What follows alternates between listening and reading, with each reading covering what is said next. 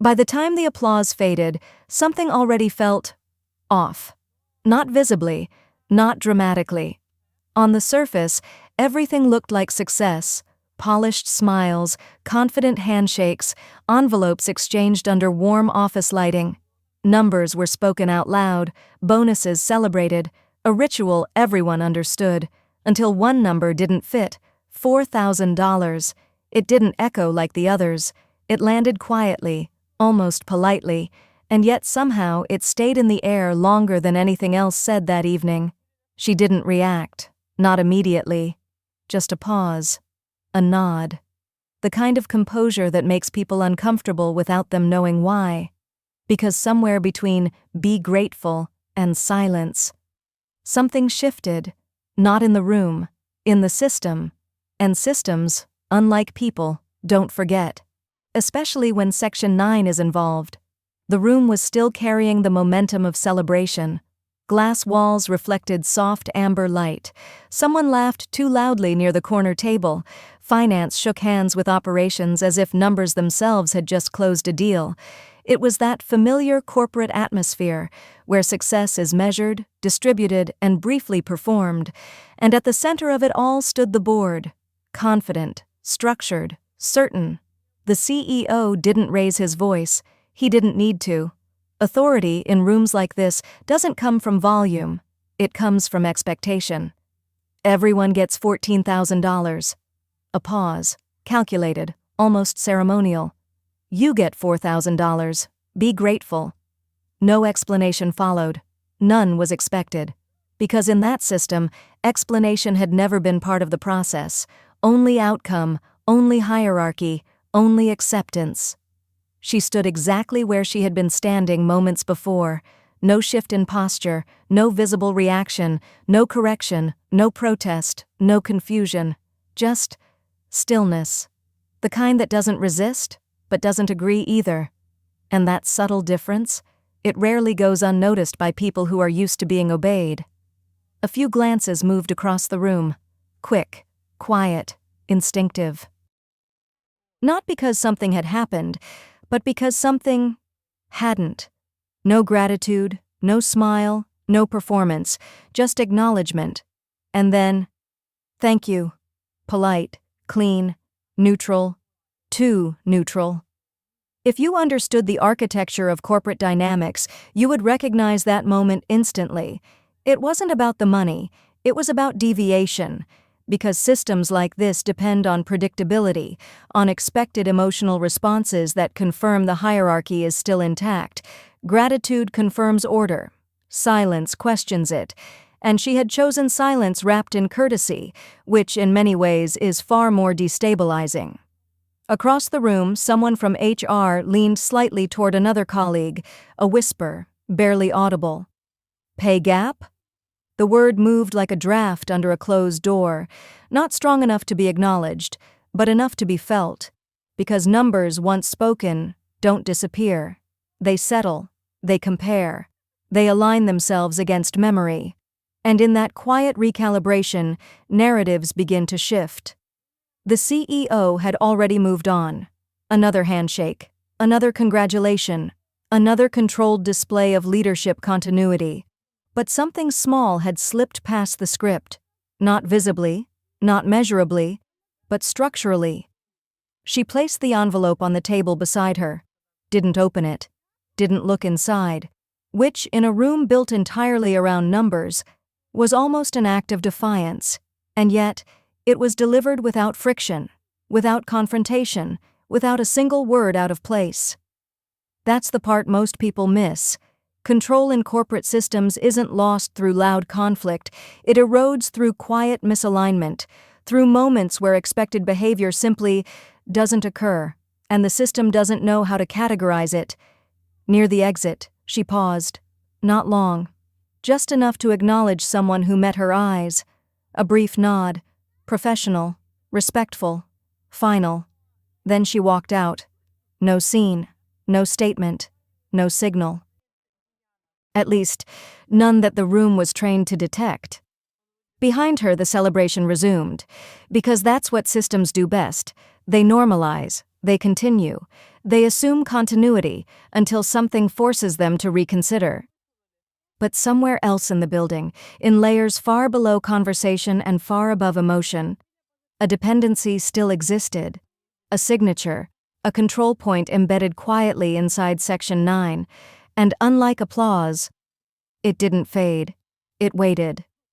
By the time the room had fully returned to its rhythm, the imbalance was already recorded, not in people, in structure, and structures, once misaligned, don't correct themselves.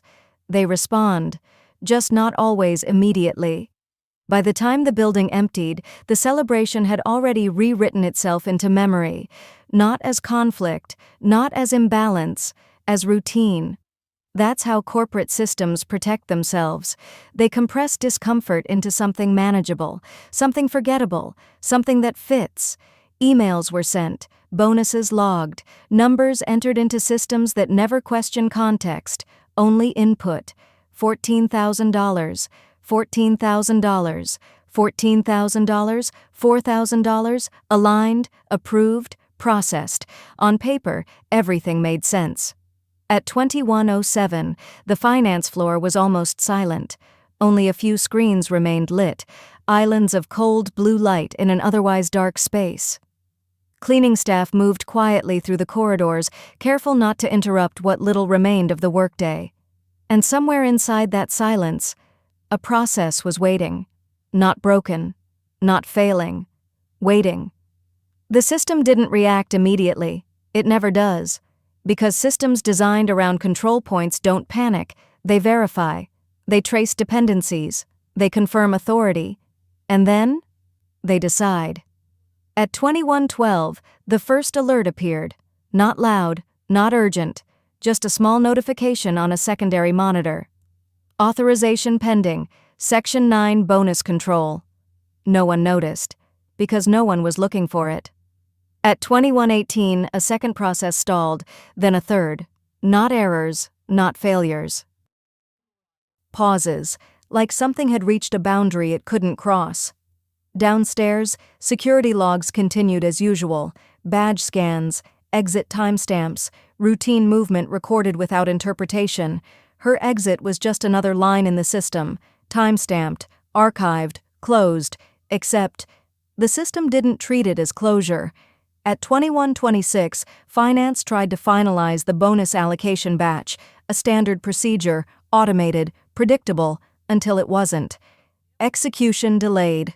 A rare message, not alarming but unfamiliar, and unfamiliar in structured environments is always the first signal. Someone refreshed the screen, then again, same result, no error code, no explanation, just delay. By 21:31, the first human reaction appeared, a message in internal chat. Anyone else seeing a lag in bonus processing? Another reply, yeah, probably system load. Logical, comfortable, safe. Because the alternative required asking a different kind of question. At 21:36, the system escalated internally, not to people, to itself. It checked authority layers, validated permissions, traced control dependencies, and there it was, clear, documented, undeniable. Section 9, bonus control authorization, signature required, active, missing.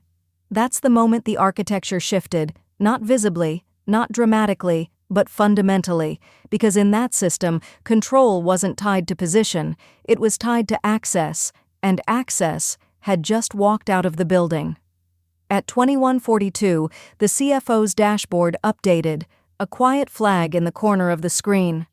Pending authorization, critical. He didn't notice immediately, because nothing was failing. Yet.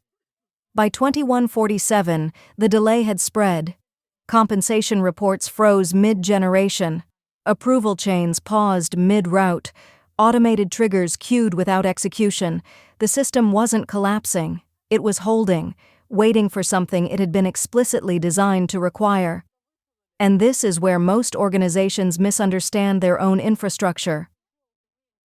They believe control lives in titles, in hierarchy, in who speaks the loudest in a room, but real control lives in the quiet places, in clauses like Section 9, in signatures no one thinks about until they disappear. At 21:52, someone finally asked the right question. Who has final authorization on Section 9? A pause in the chat, then a name appeared. Her name. No reaction followed immediately, because the implication needed time to settle, not emotionally, structurally. At 21:55, the CFO opened the system logs, scrolled once, then stopped. The room around him was silent, but now it felt different, not empty, heavy. He didn't say anything at first, didn't need to, because the data was already saying it, clearly, precisely, without emotion. Her signature is required. A short pause, then, quieter. And it's not there. Across the system, processes continued to wait, perfectly stable, perfectly aligned, perfectly blocked, not by failure, by design. And somewhere beyond the building, beyond the dashboards, beyond the controlled environment that had always assumed compliance, she was no longer part of the system, but the system was still built around her. Because what looked like a bonus decision earlier that evening was never just about compensation. It was about control. And now, for the first time, the system was revealing exactly where that control had always been. And the question no one wanted to ask out loud finally took shape. If the system doesn't move without her, what else won't? If you've ever been told to be grateful instead of being treated fairly, pause for a second, because what just happened here isn't fiction for most people. It's structure. It's how systems quietly test limits, expecting compliance in exchange for stability. And sometimes the most powerful response isn't loud, it's precise. At 22:03, the building no longer felt like a workplace. It felt like a system that had paused mid-breath. Lights were still on in pockets. Screens still active, data still moving, but without resolution, like sentences that refused to end, because nothing could conclude without Section 9. The CFO didn't call anyone immediately. He understood something others didn't yet. This wasn't an error, it was alignment. The system was doing exactly what it had been instructed to do, just not what the room expected. And that distinction? Expensive. He leaned back slightly, eyes fixed on the logs. Every process told the same story. Authorization required, authorization missing, authorization hers. There was no workaround written into the architecture, no bypass, no emergency override, which meant one thing. At some point, someone had trusted this control point completely, and then forgotten it existed. At 22:07, the first escalation request was drafted, not sent. Drafted, because wording in moments like this matters more than speed. Temporary authorization reassignment required. It sounded technical, neutral, safe. It avoided the real sentence. We no longer control our own system. Across the floor, another message appeared in internal chat. Is this linked to earlier? No one clarified what earlier meant. They didn't need to. Everyone in that room had already connected the two events, the bonus, the silence, the exit. At 22:11, IT joined the thread. System integrity is intact, no failure detected. That line changed everything, because now it was confirmed. Nothing was broken, nothing to fix, only something to understand. And understanding, in systems like this, is where discomfort begins. Because it forces recognition of dependencies, of decisions, of assumptions that were never tested, until now. The CEO hadn't been informed yet, not directly. Information was moving upward carefully, filtered through layers that still hoped for a simpler explanation, a glitch, a delay, a temporary misalignment, anything but structural exposure. At 22:16, the CFO finally spoke, not loudly. Not urgently, just clearly. Check the authorization chain history. Someone pulled it up, scrolled, stopped. There it was. A clean sequence of approvals over time, each one reinforcing the same structure, each one confirming the same dependency, each one signed by her. No redundancy, no secondary authority, no shared control, just a single point of validation, quietly embedded, consistently used, never questioned. Until now. This is the paradox most organizations create for themselves. They optimize for efficiency, centralize control, reduce friction, and in doing so, they build systems that work perfectly, right up until the moment they don't. At 22:21, the realization fully landed, not as panic, as clarity, the kind that removes all alternative explanations at once. Someone asked, "Can we reassign it?" A pause. Then Ait replied, "Not without existing authorization." Another pause, longer, heavier, because now the loop had closed, the system required her to replace her. The CFO exhaled slowly, not frustration, recognition, because this wasn't a technical problem anymore, it was a positional one. At 22:24, the CEO was finally notified, a short message, carefully constructed. Bonus processing delayed due to Section 9 authorization dependency. Delivered without emotion, but carrying all of it. Across the building, nothing visibly changed. No alarms, no shutdown, no collapse, just a system that refused to move forward without a piece it no longer had. And that's when the deeper question surfaced, not about the system, about the decision. Because earlier that evening, in a room full of certainty, a number had been assigned, a message had been delivered, a hierarchy had been reinforced. But what no one accounted for was that hierarchy doesn't always align with architecture, and when the two conflict, architecture wins. Every time. At 22:29, the CFO closed the log window, slowly, deliberately, as if acknowledging something final. "Find her," he said. No urgency, no panic, just instruction, because now it was no longer about bonuses, or optics, or internal narratives.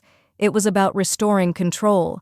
And somewhere outside that building, in a space completely disconnected from dashboards, approvals, and carefully structured authority, she was no longer responding to the system. The system was about to start responding to her absence. At 22:41, the word delay was no longer used, not in finance, not in IT, not in the quiet, controlled tone of internal messages that had been trying, carefully, to minimize what was happening. Because by now, it wasn't a delay, it was dependency. The CEO read the message twice, then a third time, not because it was unclear, because it was too clear. Section 9 authorization dependency. A sterile phrase, clean, technical. But behind it sat a very specific reality. The system had stopped. By design. He didn't ask what Section 9 was. He already knew. Or rather, he remembered. Vaguely. Distantly. Like a clause reviewed months ago, approved without friction, archived without consequence. Until now. Call IT. The instruction was immediate, measured, controlled, because authority, when challenged, instinctively moves to reassert itself. At 22:44, the call connected. Short explanations, precise language, no speculation. System operational. Processes paused at authorization layer. Final control assigned under Section 9. A pause, then the CEO asked the only question that mattered. Override? Silence on the line, not long, but long enough. No override without existing authorization.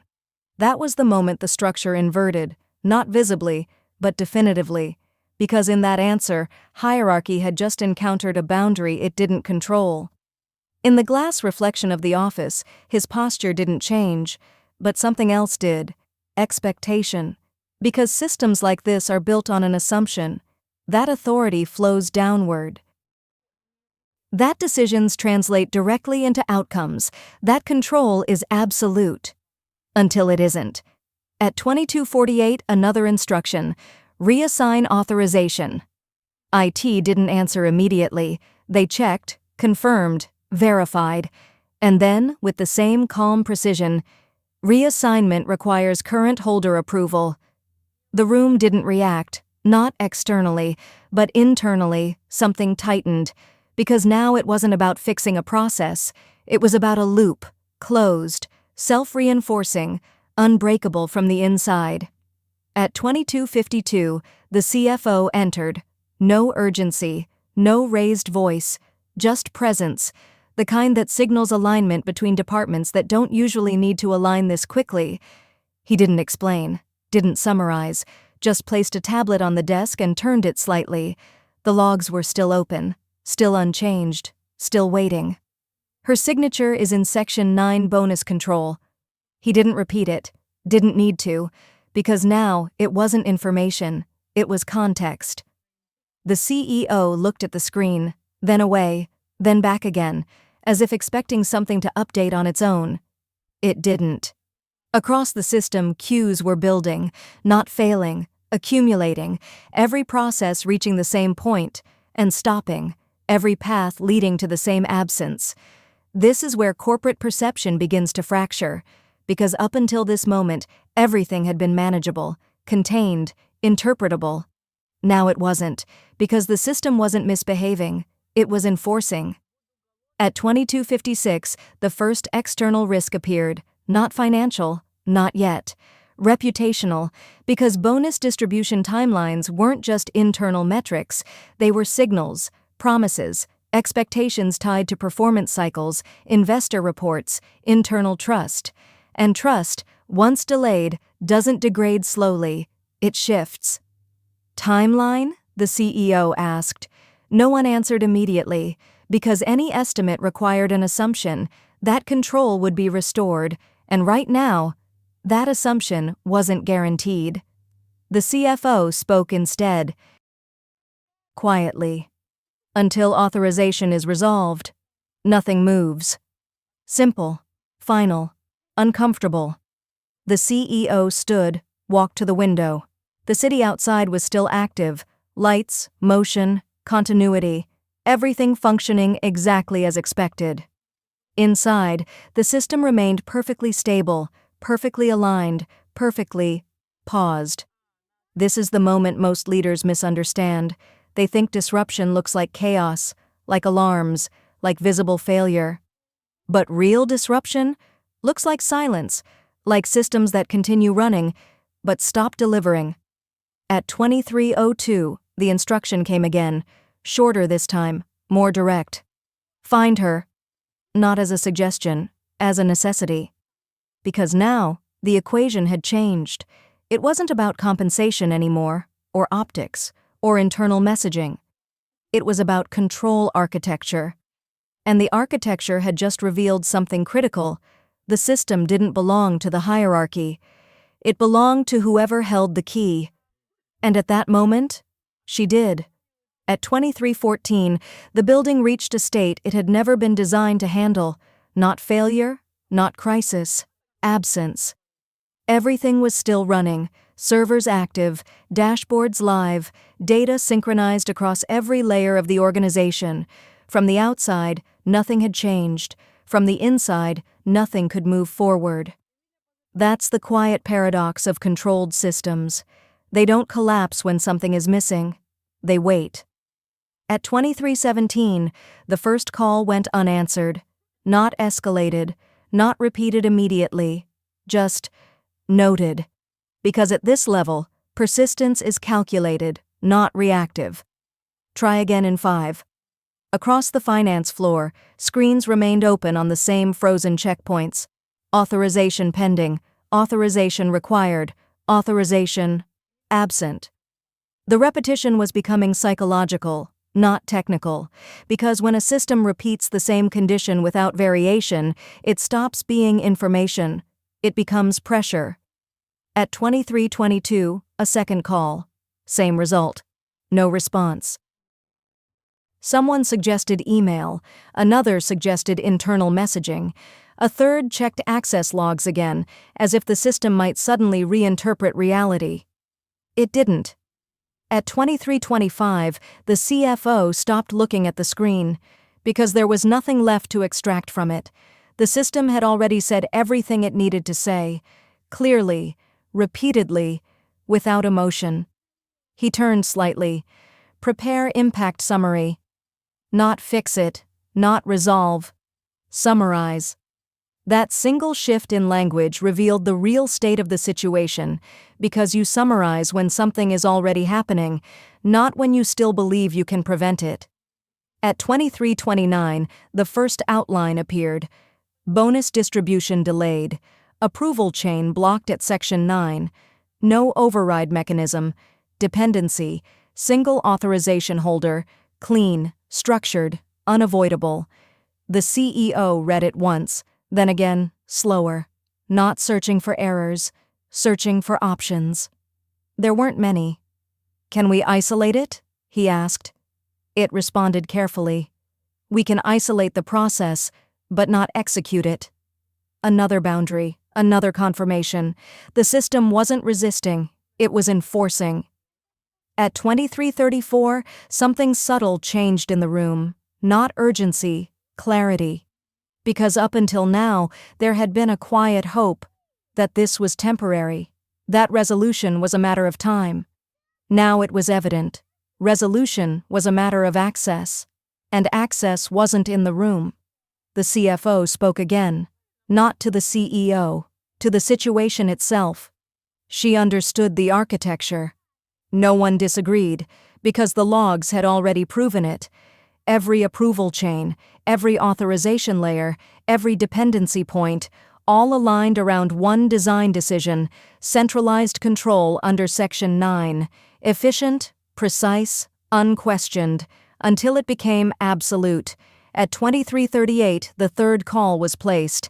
This time, no one spoke while it rang, because now it wasn't about reaching her. It was about what it meant if they didn't. Voicemail. No message left. That silence landed differently, not like absence, like confirmation. Across the system, queues continued to build, not exponentially, predictably, linearly, controlled, which made it worse, because chaos can be explained, stability without progress cannot. At 23:42, the CEO finally turned away from the window. Options. A single word. The CFO answered without hesitation.